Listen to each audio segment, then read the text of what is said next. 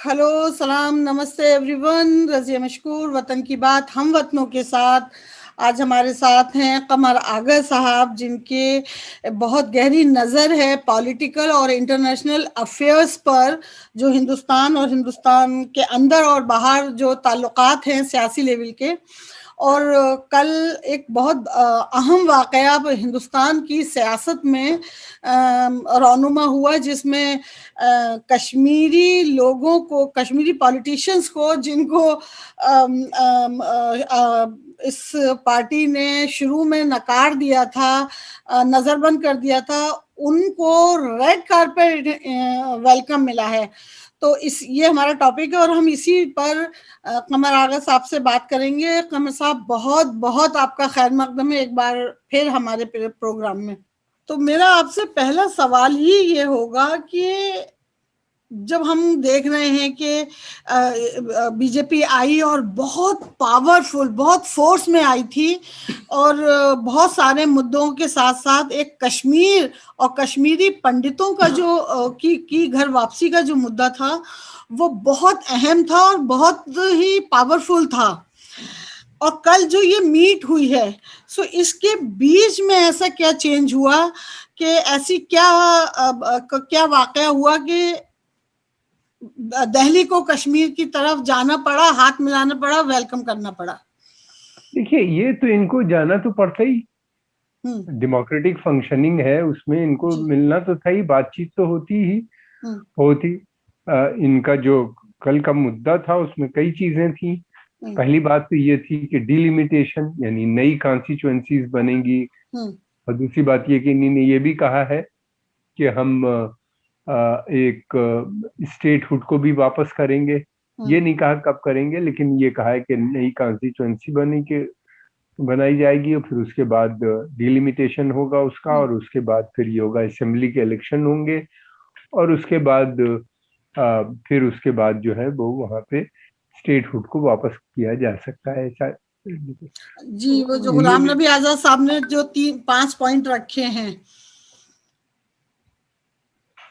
जी जी, हम्म। Points तो बहुतों के हैं, सब अलग अलग हैं। किसी ने डिमांड की है कि हमको, महबूबा मुफ्ती की डिमांड सबसे ज्यादा पावरफुल थी कि हमें ऑटोनॉमी वापस मिलनी चाहिए, जी। खुद मुख्तारी हमारी होनी चाहिए। किसी ने कहा कि खुद मुख्तारी जो है हमको, जैसी नागालैंड में है उस तरह की आर्टिकल 371 उस टाइप की वापस मिल जानी चाहिए, जिसमें जमीनों पे राइट होनी चाहिए, जॉब्स उन्हीं के पास होने हम्म। चाहिए वहाँ पे, हम्म। यानी माइग्रेशन नहीं होगा बाहर का, और कैरेक्टर नहीं बदलेगा कश्मीर का, जबान और वहाँ का कल्चर पे कोई असर नहीं पड़ना चाहिए। ये हुआ। आइन के दायरे में बात हुई है, कॉन्स्टिट्यूशन के जी। अंदर ही सब लोग जी, रहे। लेकिन और मेरा सवाल आगा साहब ये था कि जिस तरह से कश्मीरी पंडितों पर सियासत हुई थी, अब कल जो मीट हुई है उसमें कश्मीरी पंडितों की वापसी का कोई जिक्र नहीं है, तो वो नहीं बहुत डिसअपॉइंटेड हैं। नहीं, वो देखिए, वो मसला अलग है। अच्छा। कल तो पॉलिटिकल प्रोसेस शुरू हुआ है। हम्म। पॉलिटिकल प्रोसेस की शुरुआत हुई है, हम्म। फिर उसके बाद इलेक्शन की बात हुई है, हम्म। स्टेटहुड की बात हुई है कि स्टेट बनेगा, और ये चीजें हुई हैं। अब ये है कि जब तक असेंबली नहीं बनेगी, इलेक्शन नहीं होगा, तब तक कश्मीरी पंडित का जिक्र थोड़ी ना होगा। वो हम्म। तो जो गवर्नमेंट बनेगी, फिर उसके बाद रिहेबिलिटेशन, फिर उसके बाद वहां पे तय होगा कहाँ पे बनना है, क्या होना है। ये है कि ये कमिटेड है, अभी भी कमिटमेंट इनका है कि हम कश्मीरियों को वहां पे बसाएंगे। हम्म। उसके लिए वो अलग दोनों से काम पार्टीज चल का रहा है, कश्मीरियों का भी है और दिल्ली और कश्मीर दोनों का ये इंटेंशन है कि इनको किया जाएगा, बुलाया है। जाएगा। देखिए, सभी लोग, सभी पॉलिटिकल पार्टीज ने, हम्म। वहाँ की जितनी भी हैं, उन्हीं ने भी कहा था कि कश्मीरी पंडित जो है वो इंटीग्रल पार्ट है यहाँ के। हम्म। लेकिन कोई इन लोगों ने स्टेप नहीं लिया था, उनकी वापसी का, घर वापसी का कोई कदम बड़ा नहीं उठाया था। न महबूबा मुफ्ती ने, और या उससे पहले जो थे, जो चीफ मिनिस्टर जितने भी आए, चाहे कांग्रेस के हों या फारूक अब्दुल्ला साहब हों या उनके साहबजादे, इन लोगों ने कोई ऐसा ठोस कदम नहीं उठाया। जी। अब ये है कि उसके ऊपर कमिटमेंट है। मैं समझता हूँ कि ये तभी हो पाएगा जब एक बार असेंबली बन जाए, या उससे पहले भी हो सकता है। ये तो एडमिनिस्ट्रेटिव डिसीजन है। जी। ये एक तय करेंगे आपस में ये लोग के कहाँ बसना है, कैसे रहना है।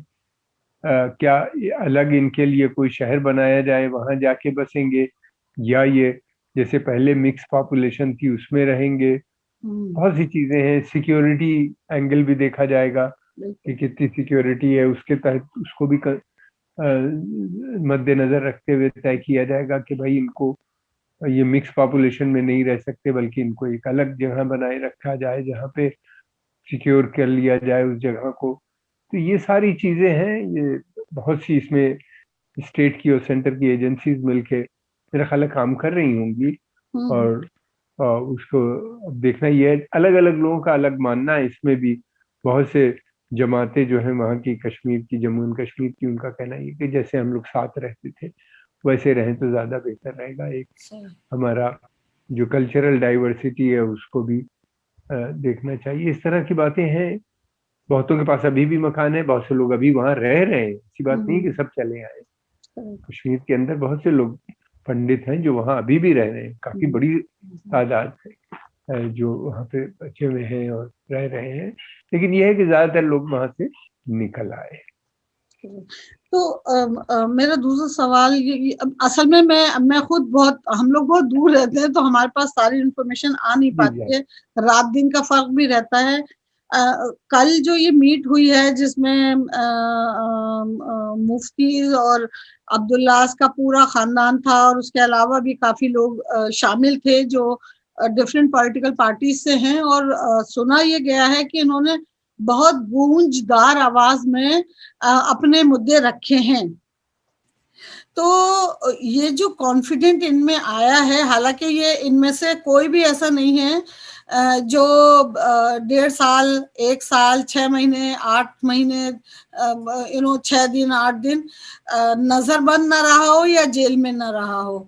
तो ये जो कॉन्फिडेंट इनमें आया है, देश की सबसे बड़ी रूलिंग पार्टी, बल्कि हिंदुस्तान की इस वक्त की अब तक की सबसे बड़ी रूलिंग पार्टी के सामने इस तरह दबंग होके बोलना, उसका कुछ खास वजह है, कुछ खास रीजन है? आपको क्या लगता है?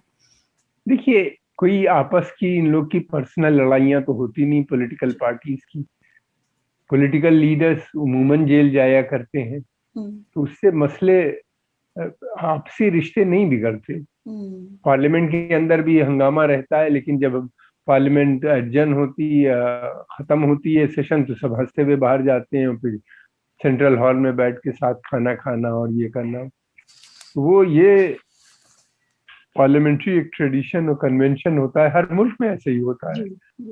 खुद आपके यहाँ अमेरिका में भी यही इसी तरह से होता है कि ये पर्सनल लड़ाइयाँ नहीं होती, जेल जाना या कुछ भेजने गए, इस वजह से गए या क्या हुआ, और बनानी भी नहीं चाहिए। तो ये लोगों को जब बुलाया गया तो इन लोगों ने आपस में तय किया, गुपकार जो अलायंस है उसने तय किया कि हमें क्या, किसको क्या बात करनी है। एक जनरल मुद्दा बनाया तैयारी के साथ। फिर ये लोग गए। इनको ये एहसास हुआ कि अगर नहीं जाएंगे, ये भी था, बहुतों ने पहले कहा कि हमको नहीं जाना चाहिए, गवर्नमेंट हमारी सुनेगी नहीं। फिर इन लोगों ने खुद तय किया कि नहीं, हमें जाना चाहिए, गवर्नमेंट के सामने अपने मसाइल को पेश करना चाहिए, और उसके बाद फोर्सफुली उनसे कहना चाहिए हमें हमें पब्लिक ओपिनियन बनेगी इससे, और बनी भी पब्लिक ओपिनियन। ये देखिए, ये वो ग्रुप है जो प्रो इंडिया है। ये वो ग्रुप है जो पॉलिटिकल प्रोसेस, इंडियन कॉन्स्टिट्यूशन को मानते हैं। इनमें डिफरेंसेस भी हैं, कुछ सेंटर और उसके बीच में भी, और वैसे भी हैं आपस में। पाकिस्तान के साथ भी लेके है डिफरेंसेस बने। बीजेपी नहीं चाहती कि बातचीत का मसला शुरू हो पाकिस्तान से इस वक्त। उसका मानना यह है कि जब तक दहशत है, आतंक है, तब तक बात नहीं होनी चाहिए, पहले उसमें कमी होनी चाहिए। इन लोग का मानना यह है कि बातचीत कीजिए, हो सकता है उससे दहशत कम हो। तो फर्क है सोच, अलग अलग सोच के लोग हैं। लेकिन यह है कि बहरहाल इतने सालों से हिंदुस्तान में हैं, सब जुड़े हुए हैं, हिंदुस्तान ही को मानते हैं, इंडियन कॉन्स्टिट्यूशन में इन लोग का यकीन है। डिफरेंसेस भले हों, ये जी, अलग बात है, जी। लेकिन ये कि इनका है। अब इसीलिए इन लोगों ने 370 लोगों ने नहीं उठाया, हुँ, हालांकि एक दो लोगों ने, महबूबा मुफ्ती ने जरूर उठाया इस मसले हुँ, को। तो उसके ऊपर ये हुआ कि भाई ये तो सब ज्यूडिस है, क्योंकि ये केस सुप्रीम कोर्ट में है, इसलिए इस पे बात करना या बहस करना भी गलत है। कोई डिसीजन नहीं ले सकते जब तक कि सुप्रीम कोर्ट से डिसीजन ना आए। जी। स्टेटहुड के लिए सबने बात की कि हमें वापस स्टेट का दर्जा मिलना चाहिए। उस पर होम मिनिस्टर ने कहा कि गवर्नमेंट पार्लियामेंट में भी बोल चुकी है कि वो इसको वापस करेगी स्टेटहुड, और हम लोग भी इस पे कमिटमेंट है हमारा। हुँ, तो उससे काफी एश्योरेंस हुआ। हुँ, लड़ाई स्टेप बाय स्टेप चलेगी, पहले स्टेटहुड की, अब इस वक्त लड़ाई है कि स्टेटहुड मिल जाए।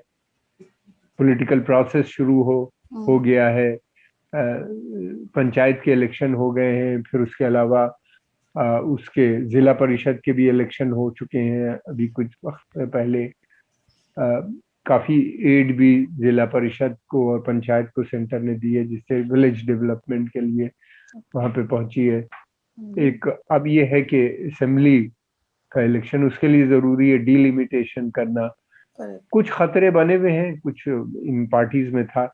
इन लोग को ये लग रहा है कि अब जो डिलिमिटेशन होगा उसके बाद जम्मू की पॉपुलेशन बढ़ रही है, तो जो जम्मू की सीटें ज्यादा बढ़ जाएंगी, तो हुँ, पावर ऑफ सेंटर जो है कश्मीर का वैली से शिफ्ट करके जम्मू पहुंच जाएगा। तो बिल्कुल। ये इन लोगों को काफी जी, डर जी। है। अच्छा, जब हम्म, मिस मुफ्ती ने बात की थी कि आपको पहले पाकिस्तान से बात करनी चाहिए, उसको कुछ लोगों ने नेगेटिव ले लिया था। आप इसको थोड़ा क्लियर करेंगे हमारे ऑडियंस के लिए? नहीं, मैंने बताया कि बातचीत ही के जरिए मसले हल होते हैं। गवर्नमेंट ऑफ इंडिया की जो पॉलिसी, उसमें कोई बदलाव नहीं आया।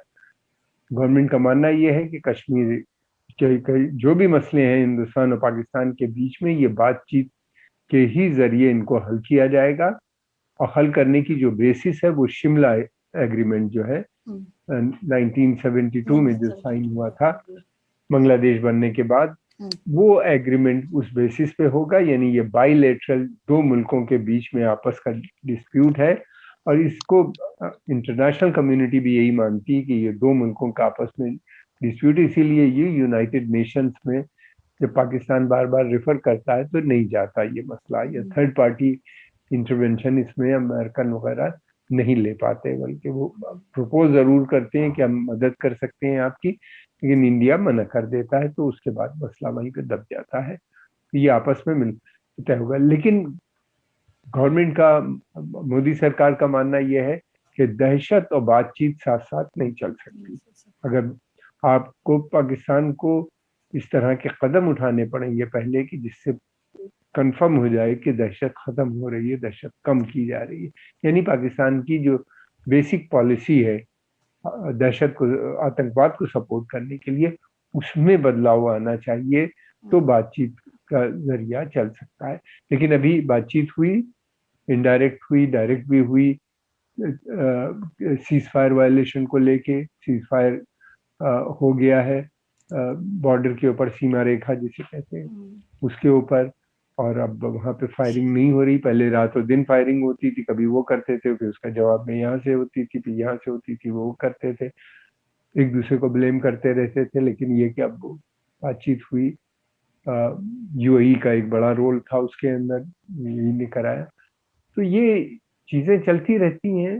अब तो ये देखना है कि कैसे होगा, क्या होगा। कश्मीर देखिए बहुत सेंसिटिव एरिया है। बहुत सेंसिटिव ये है। प्रॉब्लम महज कश्मीर पाकिस्तान से नहीं है, बल्कि अब चाइना भी एक फैक्टर बना हुआ है। वहां पे जी, भी बॉर्डर पे एक हुँ, काफी टेंशन हो गया है। फिर उसके बाद अगर तालिबान अफगानिस्तान में आते हैं तो वो भी एक बड़ी फिक्र की बात है मुल्क के लिए। हुँ, मुल्क में इन लोग का सोचना है कि वो लोग हो सकता है कि आने के बाद हिंदुस्तान में दहशत को सपोर्ट करें, या पूरे खित्ते में, हम ही को नहीं बल्कि उसके अफगानिस्तान के जितने पड़ोसी मुल्क हैं उनको ये खतरा लगा हुआ है कि बिल्कुल। तालिबान आएंगे तो ये हो सकता है। तो इस तरह के जो खदशात हैं, जो इस तरह के कंसर्न्स हैं, वो अभी भी बने हुए हैं। और बातचीत गुपकार में महबूबा मुफ्ती और फारूक अब्दुल्ला ने भी स्टेटमेंट दिए थे कि पाकिस्तान से बात कीजिए मसलों को, लेकिन ये है कि यहाँ पे इस वक्त पब्लिक ओपिनियन भी हिंदुस्तान की पाकिस्तान से बात करने के फेवर में नहीं है।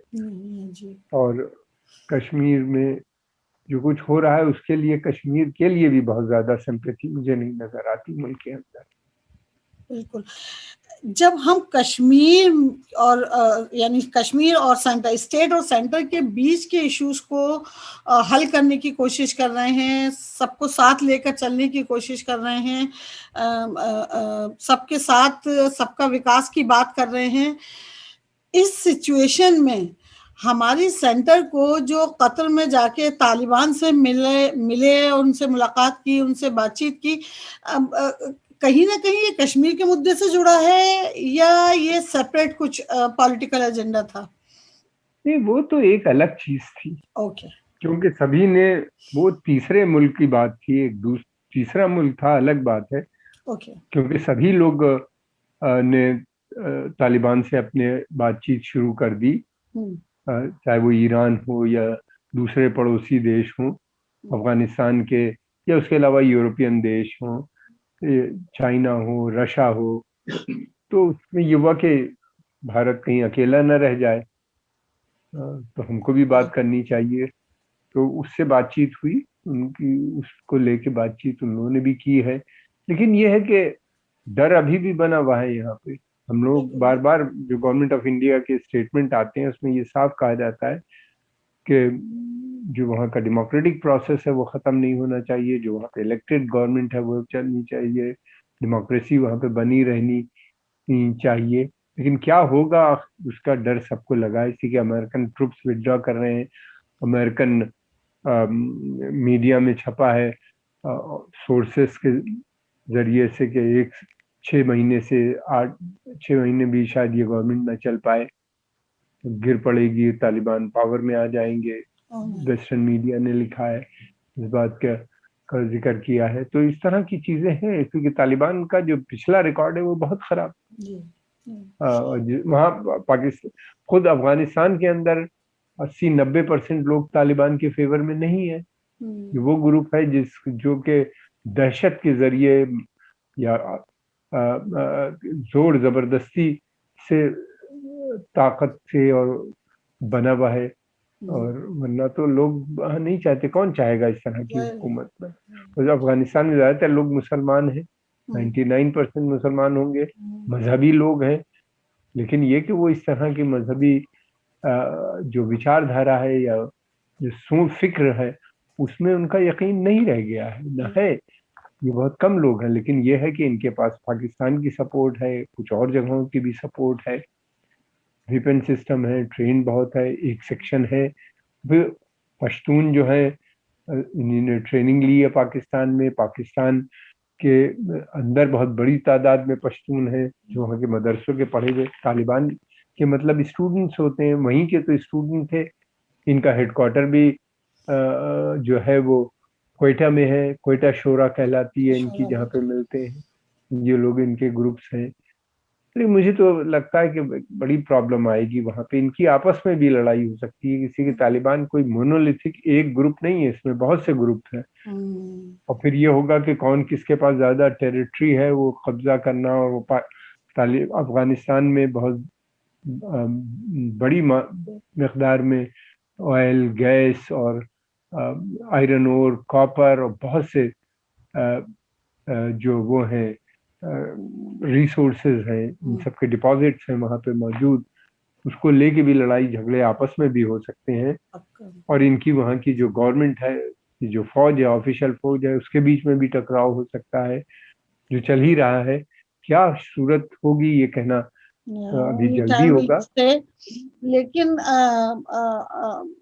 आपको लगता है कि कल की मीट के बाद अब कुछ बेहतर सूरत हाल होगी फॉर जम्मू एंड कश्मीर, यानी पॉलिटिकली नहीं सिर्फ बल्कि क्योंकि सोशली भी? कल उन्होंने मिस मुफ्ती ने कहा भी कि हमारे जो छोटे बिजनेसेस हैं, जो डेली वेजर्स हैं, जो हमारे जो छोटे छोटे काम करने वाले लोग हैं, वो बुरी तरह पिस चुके हैं और हमें उन्हें खड़ा करना है।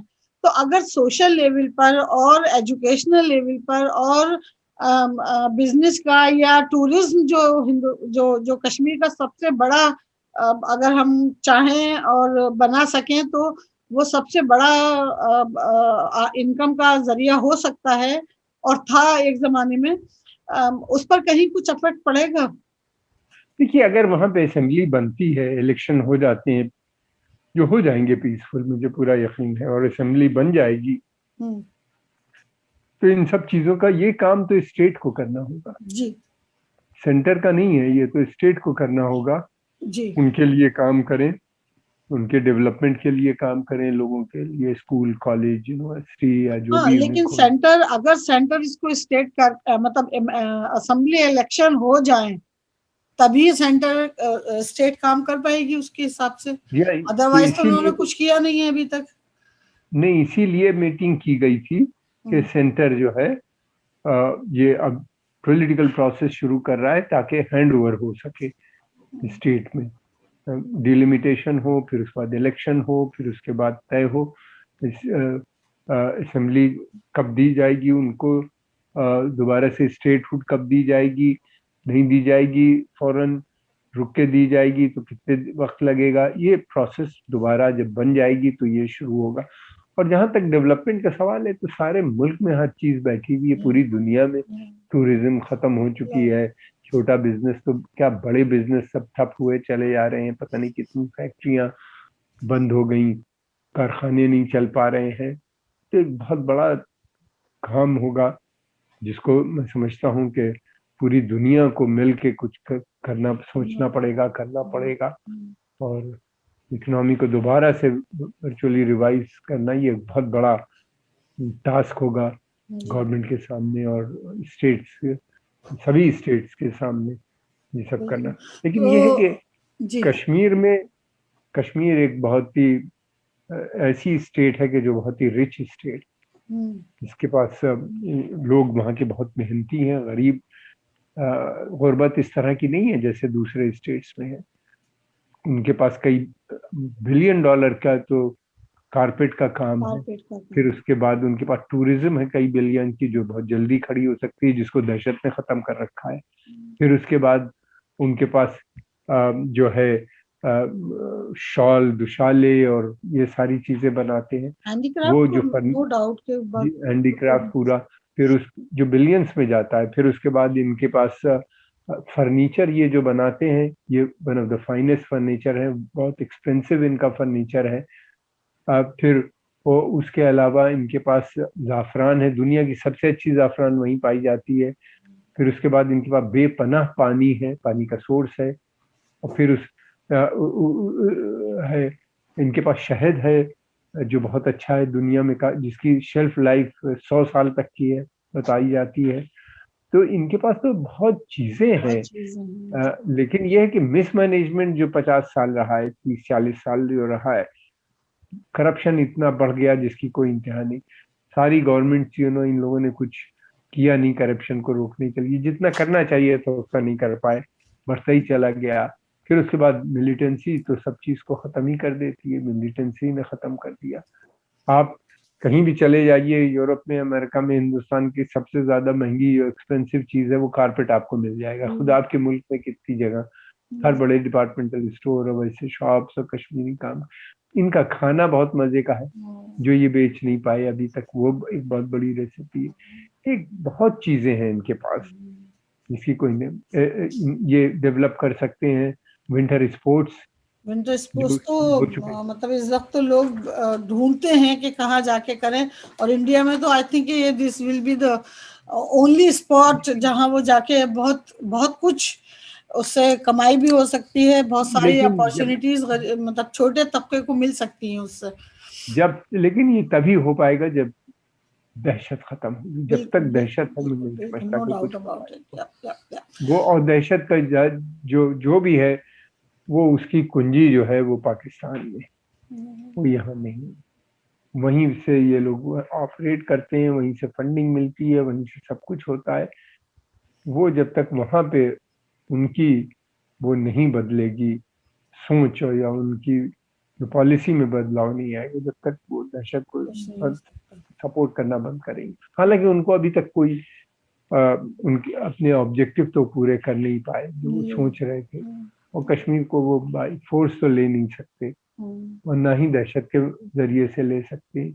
अब वो चाहते ये हैं कि वहां पे किसी सूरत से भी फितना फसाद फैला दो, जिसको हिंदी में कहते हैं अराजकता फैला दो।